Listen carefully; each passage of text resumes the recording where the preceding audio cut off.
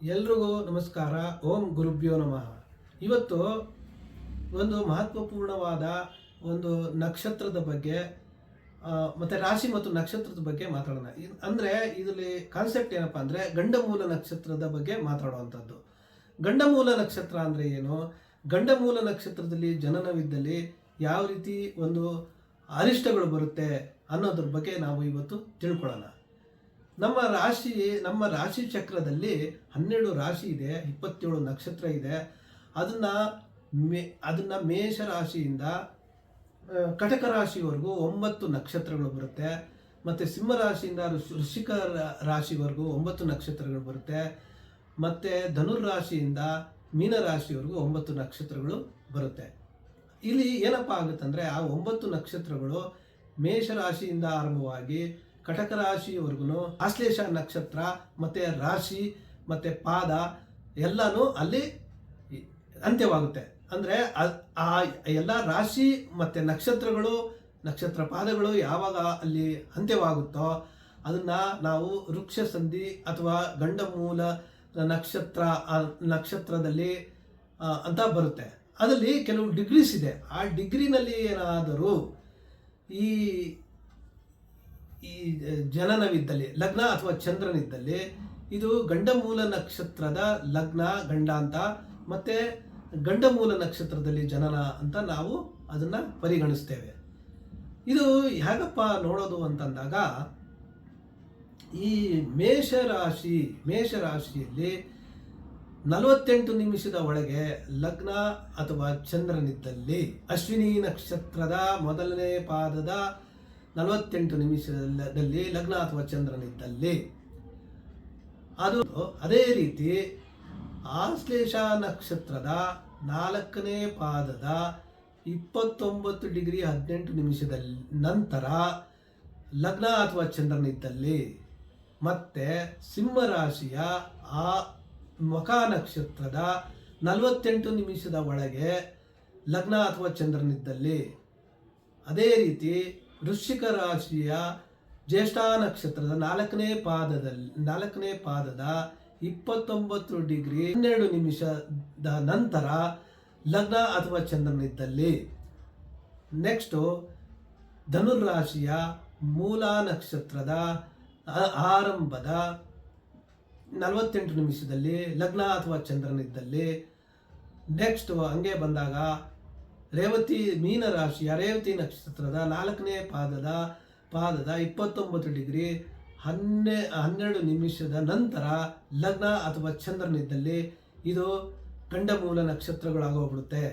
ಈ ನಕ್ಷತ್ರದಲ್ಲಿ ಜನನವಿದ್ದಲ್ಲಿ ಕೆಲವು ತುಂಬಾ ಅರಿಷ್ಟ, ಮಗುಗೆ ಆರೋಗ್ಯದಲ್ಲಿ ಅರಿಷ್ಟ, ಗಂಡಮೂಲ ನಕ್ಷತ್ರದಲ್ಲಿ ಜನನವಿದ್ದರೆ ಯಾವ್ಯಾವ ರೀತಿ ತೊಂದರೆ ಬರುತ್ತೆ ಅನ್ನೋದು ನಾವು ಇದನ್ನು ಮುಂದೆ ನಾನು ಹೇಳ್ತಾ ಹೋಗ್ತೀನಿ. ಈ ರೀತಿ ಇದ್ದಾಗ ಅದನ್ನು ನಾವು ಗಂಡಮೂಲ ನಕ್ಷತ್ರದಲ್ಲಿ ಜನನ ಅಂತ ಬರುತ್ತೆ. ಅಲ್ಲಿ ನಾವು ಗೋಮುಖ ಪ್ರಸವ ಶಾಂತಿಯನ್ನು ಮಾಡಬೇಕಾಗುತ್ತೆ. ಅದೊಂದು ಪರಿಹಾರ. ಮತ್ತು ಆ ಗಂಡಮೂಲ ನಕ್ಷತ್ರದಲ್ಲಿ ಜನನವಿದ್ದಲ್ಲಿ ಸರ್ಟನ್ ಡಿಗ್ರೀಸ್ ನಾನು ಏನು ಹೇಳಿದ್ದೀನಿ, ಯಾವ್ಯಾವ ಡಿಗ್ರಿನಲ್ಲಿ ಯಾವ ಜನನವಿದ್ದಲ್ಲಿ ಯಾವ ರೀತಿ ಇರುತ್ತೋ ಆ ರೀತಿ ಜನನವಿದ್ದಲ್ಲಿ ನಕ್ಷತ್ರ ಶಾಂತಿ ಮತ್ತು ಗೋಮುಖ ಪ್ರಸವ ಶಾಂತಿಯನ್ನು ಮಾಡಿಸ್ಬೇಕಾಗುತ್ತೆ. ಈ ರೀತಿ ಮಾಡಿಸ್ಲೇಬೇಕು. ಇದು ಯಾಗಪ್ಪ ನಾವು ಜಾತಕದಲ್ಲಿ ಅಂದರೆ ರಾಶಿ ಚಕ್ರದಲ್ಲಿ ಎಲ್ಲೆಲ್ಲಿ ಬರುತ್ತೆ ಈ ನಕ್ಷತ್ರಗಳು ಅಂತಂದಾಗ ನಾವಿಲ್ಲಿ ತೋರಿಸ್ತೀನಿ. ಇಲ್ಲಿ ಮೇಷರಾಶಿ, ಈ ಮೇಷರಾಶಿಯಲ್ಲಿ ಆರಂಭದ 48 ನಿಮಿಷದಲ್ಲಿ, ಮತ್ತು ಇಲ್ಲಿ ಕಟಕ ರಾಶಿಯ 29 ಡಿಗ್ರಿ 12 ನಿಮಿಷದಲ್ಲಿ, ಮತ್ತು ಇಲ್ಲಿ ಸಿಂಹರಾಶಿಯಲ್ಲಿ ಮಖ ನಕ್ಷತ್ರದ 48 ನಿಮಿಷದಲ್ಲಿ, ಇಲ್ಲಿ ವೃಶ್ಚಿಕ ರಾಶಿಯಲ್ಲಿ 29 ಡಿಗ್ರಿ 12 ನಿಮಿಷದಲ್ಲಿ, ಜ್ಯೇಷ್ಠ ನಕ್ಷತ್ರ 4ನೇ ಪಾದ 29 ಡಿಗ್ರಿ 12 ನಿಮಿಷದಲ್ಲಿ, ಅದೇ ಧನುರ್ರಾಶಿಯ ಮೂಲ ನಕ್ಷತ್ರದ ಆರಂಭದ 48 ನಿಮಿಷದಲ್ಲಿ, ಅದೇ ರೀತಿ ಮೀನ ರಾಶಿಯ ರೇವತಿ ನಕ್ಷತ್ರ 4ನೇ ಪಾದದಲ್ಲಿ 29 ಡಿಗ್ರಿ 12 ನಿಮಿಷದಲ್ಲಿ ಲಗ್ನ ಚಂದ್ರ ಇದ್ದಾಗ, ಅಂದರೆ ಇದು ಇವೆರಡು ರಾಶಿ ಮತ್ತು ಇವೆರಡು ರಾಶಿ ಈ ರೀತಿ 1 2 3 ಅಂದರೆ ಇಲ್ಲಿ ಒಂದೊಂದು ನಕ್ಷತ್ರ 1 2 3 4 5 6 ನಕ್ಷತ್ರಗಳು ಈ ರೀತಿ ಬರುತ್ತೆ. ಈ 6 ನಕ್ಷತ್ರಗಳಲ್ಲಿ ಏನಾದರೂ ಈ ಸರ್ಟನ್ ಡಿಗ್ರಿನಲ್ಲಿ ಏನಾದರೂ ಲಗ್ನ ಅಥವಾ ಚಂದ್ರ ಆ ಡಿಗ್ರಿನಲ್ಲಿ ಏನಾದರೂ ಸಿದ್ಧವಾಗಿದ್ದರೆ ಇಲ್ಲಿ ಈ ರೀತಿ ಒಂದು ದೋಷವನ್ನು ಪರಿಹಾರ ಮಾಡ್ಕೋಬೇಕಾಗುತ್ತೆ.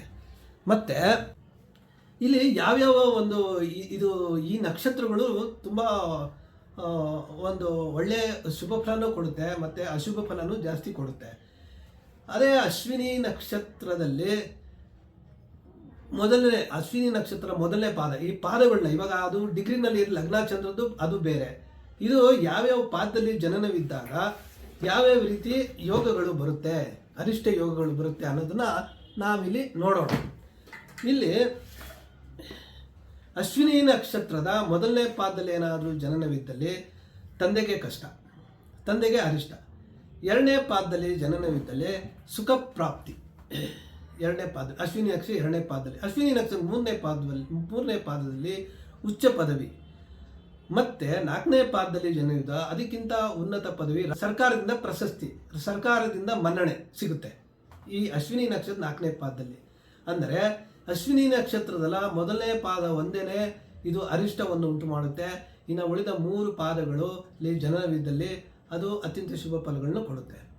ಅದೇ ರೀತಿ ಆಶ್ಲೇಷ ನಕ್ಷತ್ರದಲ್ಲಿ ಮೊದಲನೇ ಪಾದದಲ್ಲಿ ಏನಾದರೂ ಜನನವಿದ್ದಲ್ಲಿ ರಾಜ್ಯ ಪ್ರಾಪ್ತಿ ಇರುತ್ತೆ. ಎರಡನೇ ಪಾದದಲ್ಲಿ ಧನನಾಶ ಇರುತ್ತೆ. ಮೂರನೇ ಪಾದದಲ್ಲಿ ತಾಯಿಗೆ ಕಷ್ಟ. ನಾಲ್ಕನೇ ಪಾದದಲ್ಲಿ ತಂದೆಗೆ ಕಷ್ಟ, ಅಂದರೆ ತಂದೆಗೆ ಅರಿಷ್ಟ, ಇವೆಲ್ಲ ಬರುತ್ತೆ. ಅದೇ ಮುಖ ನಕ್ಷತ್ರದ ಮೊದಲನೇ ಪಾದದಲ್ಲಿ ತಾಯಿಗೆ ಕಷ್ಟ, ಎರಡನೇ ಪಾದದಲ್ಲಿ ತಂದೆಗೆ ಕಷ್ಟ, ಮೂರನೇ ಪಾದದಲ್ಲಿ ಸುಖ ಪ್ರಾಪ್ತಿ, ನಾಲ್ಕನೇ ಪಾದದಲ್ಲಿ ಒಳ್ಳೆಯ ಆರೋಗ್ಯ ಮತ್ತು ಎಜುಕೇಷನ್ ಇರುತ್ತೆ. ಮುಖ ನಕ್ಷತ್ರದ ಈ 4 ಪಾದದ ಫಲಗಳು. ಅದೇ ರೀತಿ ವೃಶ್ಚಿಕ ರಾಶಿಯ ಜ್ಯೇಷ್ಠ ನಕ್ಷತ್ರದ ಮೊದಲನೇ ಪಾದದಲ್ಲಿ ಜನನವಿದ್ದಲ್ಲಿ ಅಣ್ಣನಿಗೆ ಕಷ್ಟ, ಅಣ್ಣನಿಗೆ ಅರಿಷ್ಟ. ಎರಡನೇ ಪಾದದಲ್ಲಿ ತಮ್ಮನಿಗೆ ಅರಿಷ್ಟ. ಮೂರನೇ ಪಾದದಲ್ಲಿ ತಾಯಿಗೆ ಅರಿಷ್ಟ. ನಾಲ್ಕನೇ ಪಾದದಲ್ಲಿ ಜಾತಕನಿಗೆ ಅರಿಷ್ಟ, ಅವನ ಆರೋಗ್ಯದಲ್ಲಿ ಆ ಜಾತಕನಿಗೆ ಅರಿಷ್ಟವಾಗುತ್ತೆ. ಅದೇ ರೀತಿ ಮೂಲ ನಕ್ಷತ್ರದ ಮೊದಲನೇ ಪಾದದಲ್ಲಿ ತಂದೆಗೆ ಅರಿಷ್ಟ, ಎರಡನೇ ಪಾದದಲ್ಲಿ ತಾಯಿಗೆ ಅರಿಷ್ಟ, ಮೂರನೇ ಪಾದದಲ್ಲಿ ಧನ ನಷ್ಟ, ಅಂದರೆ ಧನ ನಷ್ಟ, ಆಸ್ತಿ ನಾಶ, ಧನ ನಷ್ಟ ಆಗುತ್ತೆ. ನಾಲ್ಕನೇ ಪಾದದಲ್ಲಿ ಜನನವಿದ್ದಲ್ಲಿ ಮಾತ್ರ ಅತ್ಯಂತ ಶುಭ ಫಲಗಳು ಇರುತ್ತೆ. ಅದೇ ರೀತಿ ರೇವತಿ ನಕ್ಷತ್ರದಲ್ಲಿ ಏನಾದರೂ ಮೊದಲನೇ ಪಾದದಲ್ಲಿ ಜನನ, 3 ಪಾದನೂ ಒಳ್ಳೆಯೇ, ರಾಜ್ಯ ಪ್ರಾಪ್ತಿ. ರೇವತಿ 1ನೇ ಪಾದದಲ್ಲಿ, 2ನೇ ಪಾದದಲ್ಲಿ ಉಚ್ಚ ಪದವಿ ಸಿಗುತ್ತೆ, 3ನೇ ಪಾದದಲ್ಲಿ ಧನಪ್ರಾಪ್ತಿ, 4ನೇ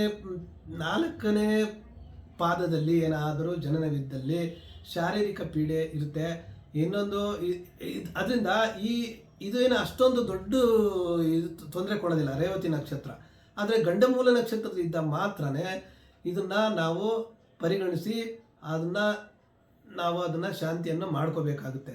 ಈ ರೀತಿ ನಾವು ಮಾಡಿಕೊಂಡಾಗ ನಮ್ಮ ನಕ್ಷತ್ರ ದೋಷ ಪರಿಹಾರ, ಮತ್ತು ಗಂಡಮೂಲ ನಕ್ಷತ್ರದಲ್ಲಿ ಏನಾದರೂ ಲಗ್ನಾಚಂದ್ರ ಇದ್ದಾಗ ಅದು ವಿಶೇಷವಾಗಿ ಅದು ನಕ್ಷತ್ರ ದೋಷ ಪರಿಹಾರ ಮಾಡಿಸ್ಬೇಕಾಗುತ್ತೆ. ಇದನ್ನು ಈ ನಕ್ಷತ್ರಗಳಿಗೆ ಬರುತ್ತೆ. ಇದರಲ್ಲಿ ಇನ್ನೊಂದೇನಪ್ಪ ಅಂದರೆ, ಈ ರೀತಿ ಗಂಡಮೂಲ ನಕ್ಷತ್ರದಲ್ಲಿ ಏನಾದರೂ ಲಗ್ನ ಅಥವಾ ಚಂದ್ರ ಸ್ಥಿತಿಯಲ್ಲಿ ನಿಂತು ಅದು ನಕ್ಷತ್ರ ಶಾಂತಿಯನ್ನು ಮಾಡಿಸಿದಾಗ ಅವರು ಅತ್ಯಂತ ಧೈರ್ಯಶಾಲಿಗಳಾಗಿರ್ತಾರೆ.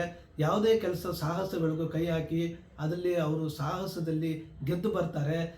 ಉದಾಹರಣೆಗೆ ಹೇಳಬೇಕಂದ್ರೆ ಹಿಮಾಲಯ ಪರ್ವತವನ್ನು ಇವರು ಎವರೆಸ್ಟ್ ಶಿಖರವನ್ನು ತೇನ್ ಸಿಂಗ್ ಯಾವ ರೀತಿ ಸಾಧನೆ ಮಾಡಿದ್ರೋ ಅದೇ ರೀತಿ ಯಾವುದೇ ಸಾಹಸ ಕಾರ್ಯದಲ್ಲೂ ಅತ್ಯಂತ ಧೈರ್ಯಶಾಲಿಯಾಗಿ ಯಾವುದೇ ಏನಾದರೂ ಒಂದು ಸಾಹಸ ಕೆಲಸದಲ್ಲಿ ಅವರು ಅದನ್ನು ಗೆಲ್ತಾರೆ. ಅದನ್ನು ಮಾಡೋವರೆಗೂ ಅವ್ರಿಗೆ ಸಮಾಧಾನ ಇಲ್ಲ. ಏನಾದರೂ ಒಂದು ಇದರಲ್ಲಿ ಅವರು ಉನ್ನತಿ ಕಾಣಕ್ಕೆ ಅಥವಾ ಸಾಹಸ ಕಾರ್ಯದಲ್ಲಿ ಉತ್ಸಾಹಿತರಾಗಿರುತ್ತಾರೆ. ಇಲ್ಲಿ ಇನ್ನೊಂದೇನಪ್ಪ ಅಂದರೆ, ಈ ಕೆಲವು ನಕ್ಷತ್ರಗಳಲ್ಲಿ ಏನಾದರೂ ಜನನವಿದ್ದಲ್ಲಿ ಈ ತಂದೆಗೆ ಅರಿಷ್ಟ ಅಂತ ನಾವು ಏನು ಹೇಳ್ತೀವೋ ಅಂಥವರು ಅವರು 6 ವರ್ಷ ಅಥವಾ 6 ತಿಂಗಳವರೆಗೂ ಅವರು ಆ ಮಗುವಿಂದ ದೂರ ಇರಬೇಕಾಗುತ್ತೆ. ಎಸ್ಪೆಷಲಿ ಫಾರ್ ಏನು ಆಶ್ಲೇಷ ನಕ್ಷತ್ರದ 4ನೇ ಪಾದ ಮತ್ತು ಜ್ಯೇಷ್ಠ ನಕ್ಷತ್ರದಲ್ಲಿನೂ ತಾಯಿಗೆ ಕಷ್ಟ. ಅದು ತಾಯಿಗೇನು ತೊಂದರೆ ಇಲ್ಲ, ಯಾಕಂದರೆ ಅದು ಅಂಥದ್ದೇನು ಬರೋದಿಲ್ಲ. ಅದೇ ಮೂಲ ನಕ್ಷತ್ರದಲ್ಲಿ ಏನಾದರೂ ಜನನವಿದ್ದು 1ನೇ ಪಾದದಲ್ಲಿದ್ದಾಗ ತಂದೆಗೆ ಕಷ್ಟ ಇರುತ್ತೆ. ಆ ರೀತಿ ಇದ್ದಾಗ ಈ ತಂದೆಗೆ ಕಷ್ಟ ಏನಾದರೂ ಆ ರೀತಿ ಇದ್ದಾಗ ಅಷ್ಟು ಅಟ್ಲೀಸ್ಟ್ ಒಂದು 6 ತಿಂಗಳು 6 ದಿನ ಆದ್ರೂ ಅವರು ಶಿಶುವಿನಿಂದ ದೂರವಿರಬೇಕಾಗುತ್ತೆ. ಆ ರೀತಿ ಇದ್ದಾಗ ಈ ದೋಷ ಇಲ್ಲ ಅಂದರೆ ಅವ್ರಿಗೇ ಏನಾದರೂ ತೊಂದರೆ ಬರುವಂಥ ಸಾಧ್ಯತೆಗಳಿರುತ್ತೆ. ಆದ್ದರಿಂದ ಇದನ್ನು ಈ ನಕ್ಷತ್ರ ದೋಷಗಳನ್ನ ಪರಿಹಾರ ಮಾಡಿಕೊಂಡು ಅವರು ಆ ತಂದೆನೂ ಅವರಿಂದ ಸ್ವಲ್ಪ ದೂರ ಇರೋದು ಒಳ್ಳೆಯದು. ಈ ರೀತಿ ಇದ್ದಾಗ ಆ ನಂತರ ಎಲ್ಲ ಇಷ್ಟೂ ಇವಾಗ ಅಟ್ಲೀಸ್ಟು 6 ವರ್ಷ ಇವಾಗ ಹೆಂಗಿರಬೇಕು ಅಂತಂದಾಗ ಅದೂ ಆಗೋದಿಲ್ಲ ಅಂತಂದರೆ ಅಟ್ಲೀಸ್ಟು 6 ತಿಂಗಳು 6 ದಿನ ಆದರೂ ನಾವು ಅದನ್ನು ಪಾಲನೆ ಮಾಡಲೇಬೇಕು. ಈ ರೀತಿ ಇದ್ದಾಗ ಇದನ್ನು ನಾವು ಪಾಲಿಸಲೇಬೇಕಾಗುತ್ತೆ ಮತ್ತು ನಕ್ಷತ್ರ ಶಾಂತಿನೂ ಮಾಡಿಸ್ಲೇಬೇಕಾಗುತ್ತೆ. ಇಷ್ಟನ್ನು ಹೇಳಿ